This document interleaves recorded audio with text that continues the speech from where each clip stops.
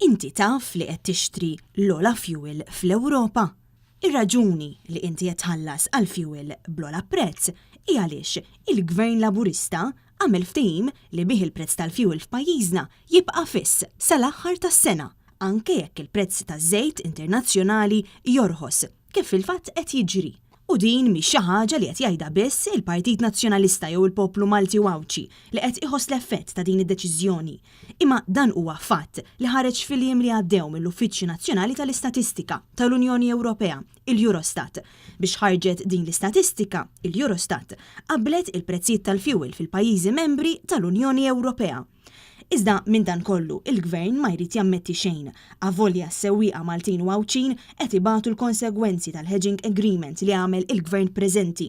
Aħna morna sal-belt fejn ta' kuljum ikun hemm nies minn madwar il-pajjiż kollu u staqsejna lin-nies kemm jonfqu flus fi fuel bejn wieħed u ieħor fil-ġimgħa.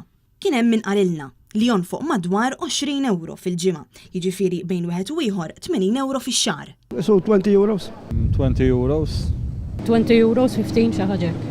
Isu 25 euro fil-ġimgħa.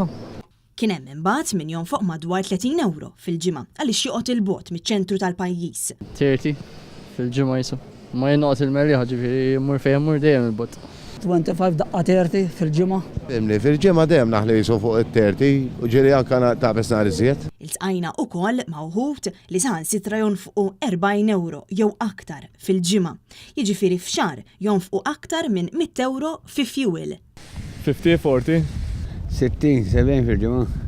40 euro dejjem inti jomla da. She's 80 euros. Ħafna jgħidu li meta problema ma tmissx lilek ma tagħtix każ. U dak li qed jagħmel il-Prim Ministru Joseph Muscat. Fil-jiem li għaddew il-Partit Nazzjonalista ħareġ stqarrija li fiha qal li għall-Prim Ministru Joseph Muscat il-prezz għoli tal-fuel ma jagħmilx differenza. Dan għaliex u qed jitħallas ma' 7,000 euro fis-sena mit-taxxi tal-poplu tal-li juża l-karozza tiegħu.